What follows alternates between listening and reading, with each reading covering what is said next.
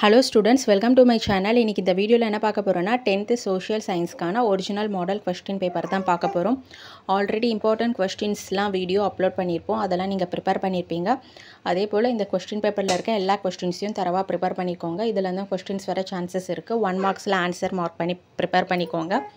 அதுக்கப்புறம் 2 marks attend பண்ணணும், 5 marks attend பண்ணணும், டைம்லைன் மேப்லாம் அட்டெண்ட் பண்ணணும். கொடுத்துருக்க எல்லா क्वेश्चंसையும் தரவா ப்ரிப்பேர் பண்ணிக்கோங்க. இந்த வீடியோ உங்களுக்கு ரொம்பவே ஹெல்ப்ஃபுல்லாக இருக்கும். மறக்காமல் இந்த சேனலை சப்ஸ்கிரைப் பண்ணுங்கள், லைக் பண்ணுங்கள், ஷேர் பண்ணுங்கள், ஃபாலோ பண்ணுங்கள், சப்போர்ட் பண்ணுங்கள்.